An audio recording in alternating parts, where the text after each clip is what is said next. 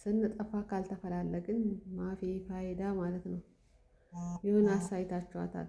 ሊውቲን ነው የሀያት የምትባለው ልጅ ቲክቶከር በሽልማቱ ላይ የነበረውን እንትን 5 ዓመት አብራችሁ የነበራችሁ ፎሎወሮች አመሰግናለሁ፣ ታማኝ ፎሎወሮች ይሄ የእናንተ ሽልማት ነው ብላ እንግዲህ ሽልማቷን አንተን በአሳይታለሽ። የ1 ሚሊዮን ሽልማት መኪናውን ባታገኝ ያው 1 ሚሊዮን ብር ተሸልማለሽ። ሌሎችም ሽልማት አላትና አለባበሷ ብቻ 1 ሚሊዮን ይጨርሳል እያለ ሰውም የልብሷን እንኳን ቢመልስላት ሲሉ ነበር ማለት ነው።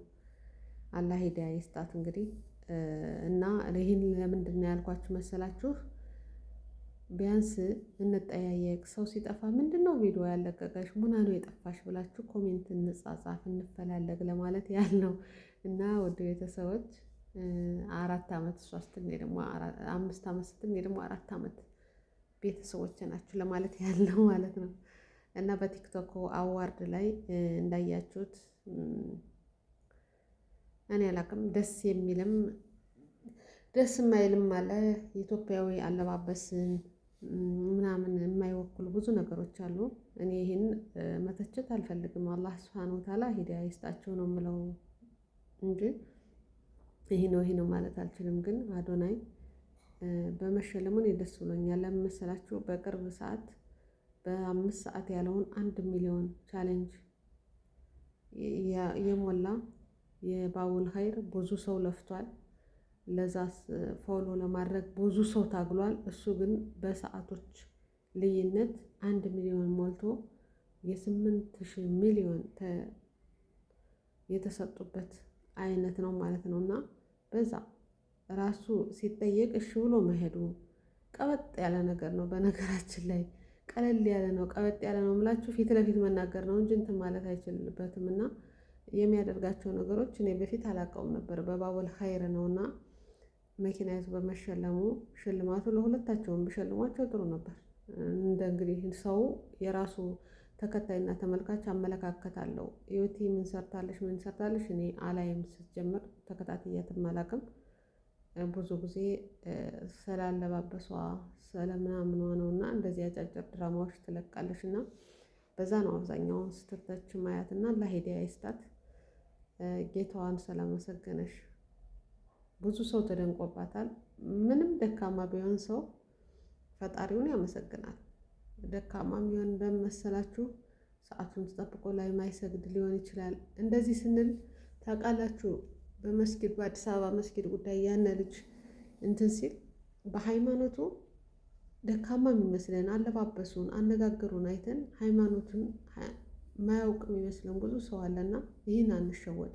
ለእነዛ ሰዎች ከሸሪያ ውጭ ላሉ ሰዎች ዱዓ ማድረግ ልቦና ይስጣቸው፣ ወደ ራሳቸው ይመልሳቸው ማለት እንጂ በውስጥ እየሰደብን አንቺ ሙስሊም ነሽ እንዴ፣ አንቺ እንቶኔ ነሽ እንዴ እያለ የምናሳቅ ከሆነ እነዛን ሰዎች እያጨከናቸው ወደ ሸይጣን ቦታ እየመራናቸው ነው የምንሄደው ማለት ነው። ከዚህ ላይ መጠንቀቅ አለብን ውድ ቤተሰቦች። ብዙ ጊዜ ሰውን መክሮ እንዲያውም ህበጣ ገሆኑ ከነዛ ሰዎች ወደ ሸሪያው ወደሚያዘው ማምጣት ይልቅ ስድብ የሚቀድመን ሰዎች አለን እና ከእንደዚህ አይነት ነገር ጠንቀቅ በሉ ማለት ነው። አሁን ባለንበት ሁኔታ እንግዲህ 3 ሚሊዮን ብር ጨርሻለሁ ብላ ወንፊት የመሰለ ልብስ ለብሳ ያመጣሽ። በነገራችን ላይ እንደዚህ አይነት ታውቂያላችሁ፣ እናቶቻችን የፀጉር ሻሽ የሚያደርጉት አለ። በነጭም ይሁን በጥቁርም ይሁን እሱን ነው ሰፍተው የሰጧት።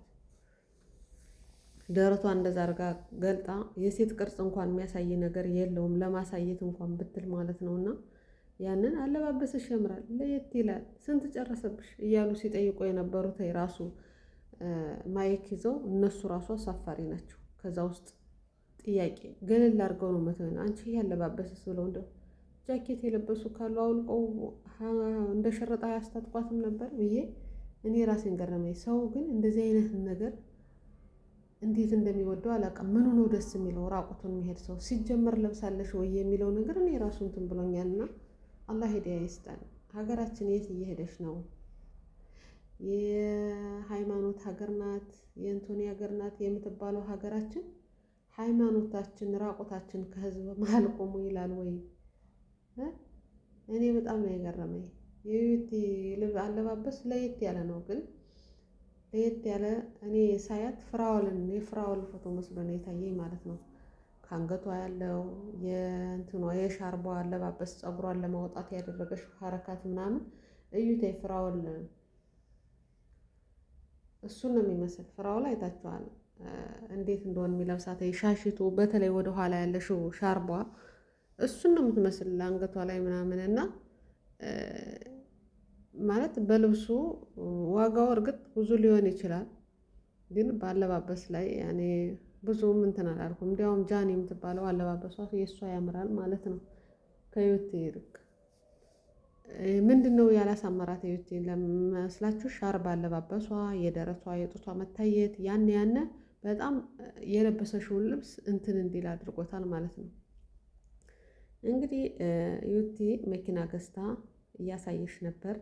የፍለወሮቹ ውጤት ታፕ ሸር ኮፒ ሊንክ እያደረጋችሁ ስለነበረ ይኸው መኪና ገዝቻለሁ ብላ እንግዲህ አሳይታለሽ ማለት ነው። በራሱ ውጤት መግዛት ጥሩ ነው፣ አልሸነፍ ላይ መሆን ማለት ነው። ማሻአላህ ግን ከባንክ ቤት ዕዳ ገብታችሁ የምትገዙት የራሳችሁ አስመስላችሁ ራሳችሁ ነው ዋጋ የምትከፍሉበት ማለት ነው። ብዙውን ሰዓት እንደዛ ነው የሚያደርገው። ፈሀድ እንደዛ ነው የሚያደርገው። ይህን ያህል ብር ጨርሼ እንቶኔ ብዬ ብሎ ስንት ሲል ነበር። ማን ግዴታ ይዟችኋል? ወጣቶች አይደላችሁ? ሰርታችሁ ስትደርሱ መኪና እኮ ግዴታ አይደለም።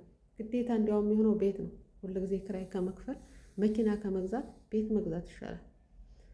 ግዴታችሁ ወጣቶች ናችሁ፣ መራመድ ትችላላችሁ፣ ስፖርት የሚሆናችኋል ከቅርብ ቦታ ቪዲዮ የምትቀርጹበትም ደግሞ መኪና ይዛችሁ ትሄዳላችሁ እንጂ መኪና ዕዳ ገብቶ ከመግዛት ዕዳ ገብቶ ቤትን ቢገዙት ይሻላል ማለት ነው።